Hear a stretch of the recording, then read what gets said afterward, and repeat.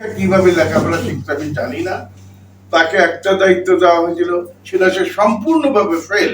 এবং যেসব কথা সে বলেছিল, নিপুণদের যে কথা বলেছিল সেটা কি ভুলে গেছে? তা আমাকে চুমা দেওয়ার বলে পাশ করায়।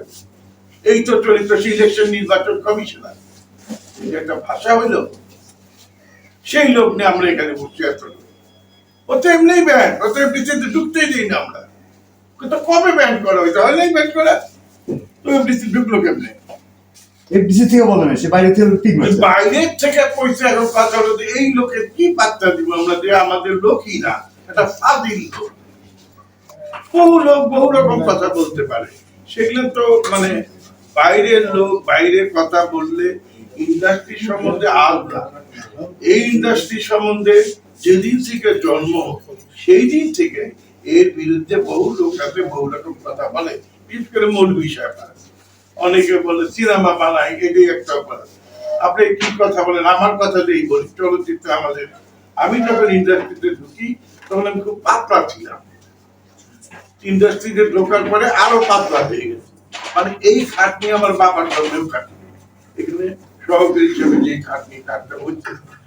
তো যখন দেশে গেলাম সবাই তো পাতলা তো হবেই, মেয়ে মানুষের এরিয়া বদমাইশি করে, পাতলা গেলাম, ফাঁসলাম।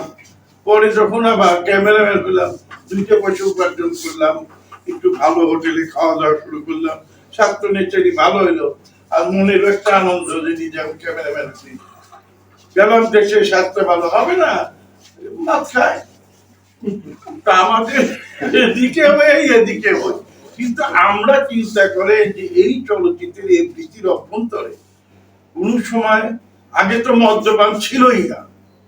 2-1 যদিও পাকিস্তান পিরিয়ডে ডিগ করতো, কিন্তু এফডিসির বাইরে, এফডিসির অভ্যন্তরে কোন রকম এলাও এ ধরনের কেউ আসতো না, বলতো না। তারপরে লিবারেশন করে অনেক কিছুই স্বাধীন হয়ে গেল, এটাও একটু স্বাধীন হয়ে গেল। সেই স্বাধীনতা এমন পর্যায়ে যায় নাই যে এফডিসি অভ্যন্তরে কেউ মাতলামি করেছে বা কেউ মদ খেয়ে কাউকে গালাগালি করেছে, অসভ্য আচরণ করেছে। এই পর্যায়ে আমরা চাইতে দেই নাই। খাইছে হয়তো 2-4 খায়। আমাদের এখানে আমরা সকাল আগে যখন ঢুকতাম, সকাল 10টা থেকে 6টা পাকিস্তান পিরিয়ডে, তারপরে 10টা থেকে 6টা। এই কাজে ঢোকার পরে 1 মিনিট আগে ক্যামেরাম্যানই বলি, তা আমাদের তো বসতেই দেওয়া হয় না। আমরা যদি কখন একটু বসি তখন সবাই বলে কি ভাই ছুটি কি প্যাকআপ লাগে। এর ভিতরে অন্যায় কাজ কপরটা। এই কাজের জায়গায় এটা এমন একটি পবিত্র জায়গা, যেখানে যদি কেউ অন্য ভাব অন্য মনোভাব নিয়ে আসে, পবিত্রতা না রাখে, সেখানে কিচ্ছু করতে পারে। কারণ এটা সৃজনশীল জায়গা। সৃজনশীল যে কোনো কাজেরই একটা পবিত্র মনোভাব লাগে, মন লাগে, সেই মন সৃজনশীল মন লাগে, এই জায়গায় কাজ করা সম্ভব।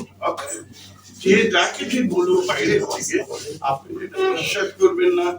আপনারা তো সবসময় ক্যামেরার ভিতর করেন, একটা দৃশ্য দেখান না করে, যেমন কোনো অঘটনা দৃশ্য ঘটেছে অভ্যন্তরে দেখা আসলে ক্যামেরা নিয়ে তো আমি তো দেখি গেট থেকে যখন উঠি, আপনারা এই বেশি আমরা তেমন একটা শর্ট দেখান আমাদের, তাহলে আমরা বুঝবো হ্যাঁ ভাই এই অন্যায়টা হচ্ছে।